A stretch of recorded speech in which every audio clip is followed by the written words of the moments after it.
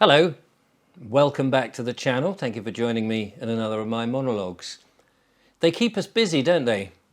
They do like to keep us busy, sending us on wild goose chases very much of the time. I'm talking about, well, not just the dark forces with all their rabbit holes, but businesses, the big corporations, the workplace, the government, the courts, the whole system, if you like, that seems to be very much slewed towards the individual man and woman of this world, living in this very incredible experience. But they do like to keep us busy to the point that we almost don't get a chance to live this wonderful experience. And that's really the subject of today's monologue. I get very busy. I get lots of emails, as you know. And if I go away, I go away for a day or I go away for a couple of days, I come back and the inbox is overflowing. And of course, people are asking for advice. They want the names of particular interviewees that I've had on the program. They want to help with some of the subject matter that we've spoken about. They want to tell me about something.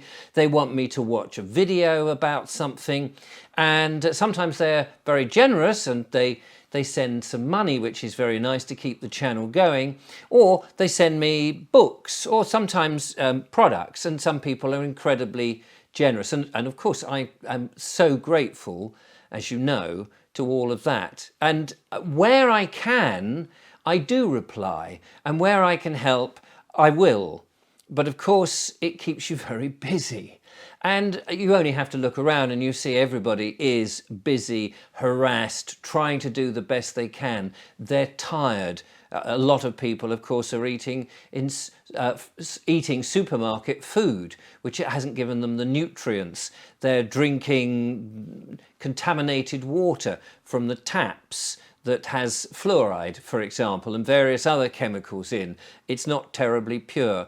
And we hear, of course, that the UK government are talking about dimming the sky and things like that. And yet we've observed that they've been doing that for some time, and that hasn't helped keep us invigorated and able to crack on with all those busy tasks that we're told that we must do.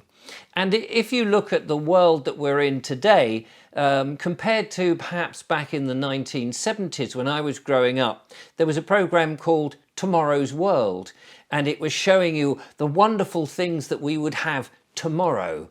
And here we are in that tomorrow, and all these labour-saving gadgets and these wonderful things that have come in, you know, things like the laptop that is very handy for us, or the mobile phone. And in fact, these things have made us more busier than ever. We're more contactable. People commuting to work, instead of just sitting there reading the paper, are now tapping away on their laptops 1 or 2 hours before they even get there. People driving are talking on their phones as they go across the motorways, doing deals and business things, and they're working. They're busy. No time to look out of the window and admire some of the scenery on the roads as they go, of course, adhering to the traffic in front and behind them and driving safely. But they're so busy trying to keep up and earn enough money to pay all the payments and the bills and all the demands that are on us. And we forget almost to live. And so I just wanted really to remind you, this is not health advice, it's not mental advice, it's just my opinion. Stop. We need from time to time to stop. And I mean actually stop and say, I'm not doing this all for the next hour or two or half day, or I'm taking a week off. Because otherwise we burn ourselves out.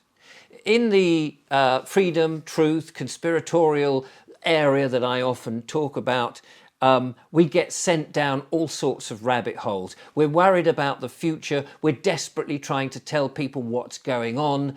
And many people are researching and looking up and checking and sharing videos and answering other people's comments and all of this. And we're so busy trying to have that freedom and that peace. But we're so busy trying to do all of those things, we never actually achieve it. And I say, stop.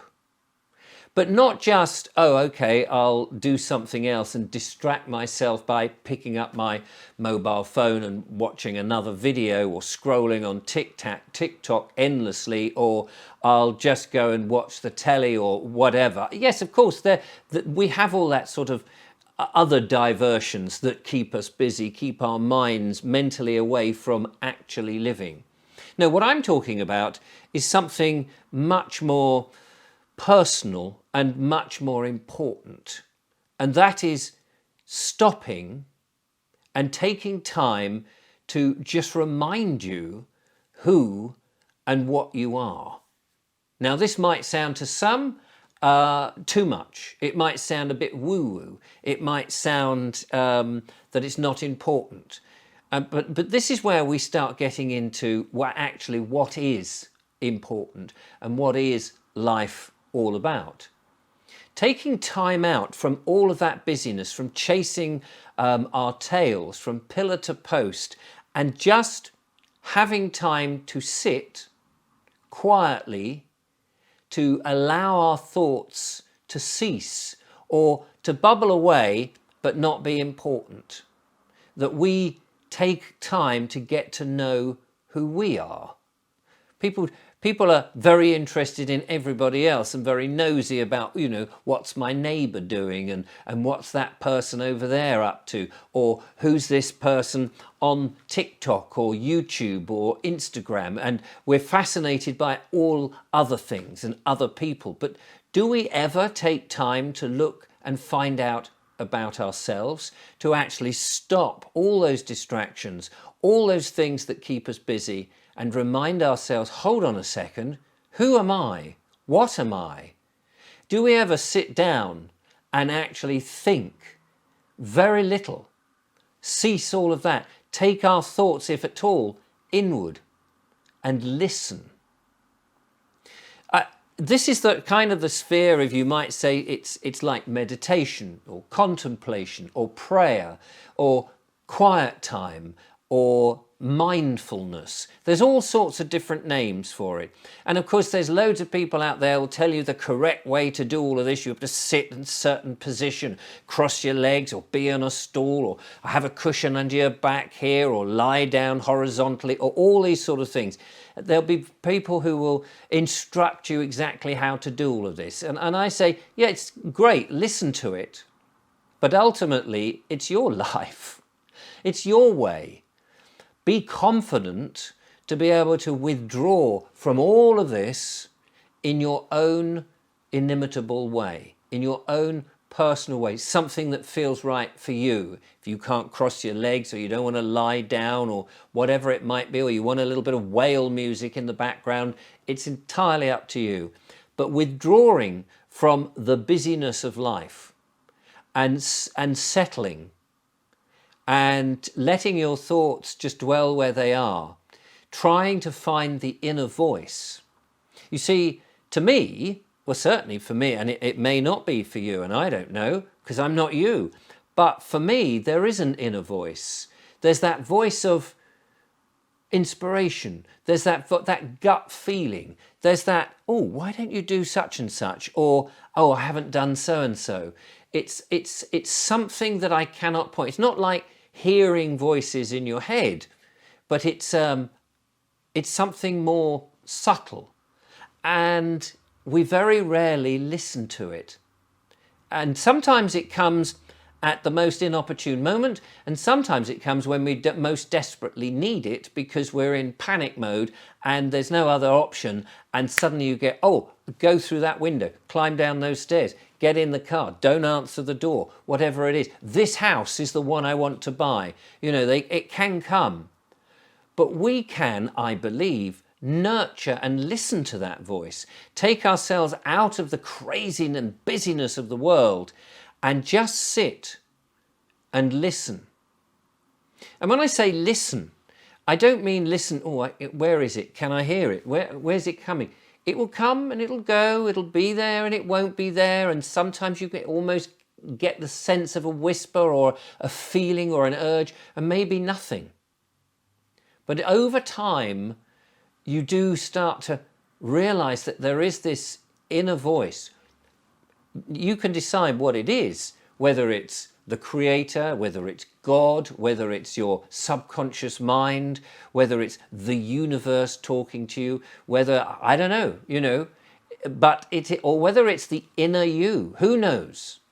I'm not here to tell you what it is and what it isn't. Only you can decide. For me, I don't know. That's why I like to get into the quiet. I like to get peaceful. If I can do it every day, great. If not, once in a blue moon. How long? As long as you like. Some people say you've got to sit there for an hour. Some people say you've got to do it for 2 hours. Some people say you only need to do 15 minutes a day. You find what time it is for you. But to take your way away, I mean, the message really, I don't want to get into the rights and wrongs of meditation, prayer and all of that. That's really not the thing. In this, it's just saying we forget to live, and we forget to have time for us, and we forget to listen to our inner voice, which helps us and guides us. And sometimes we just have to say, stop. I'm taking some time out. And that may be 5 minutes, it may be 5 years. But we mustn't, I feel, get too absorbed in what's happening out there. Because what's happening out there is affected by what's happening in here. And it's a balance. And if we have more time to get what's going on inside us, it will start to appear outside us, out of us. And if we have inner peace, I honestly believe that the busyness and the chaos starts to balance in the right direction, so that with inner peace, we get outer peace. So every now and again, if you don't hear from me, or you've emailed me and you don't get a reply, I'm sorry.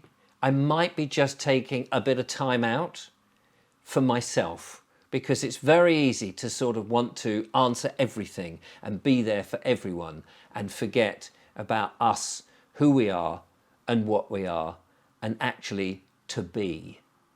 Thank you very much for watching.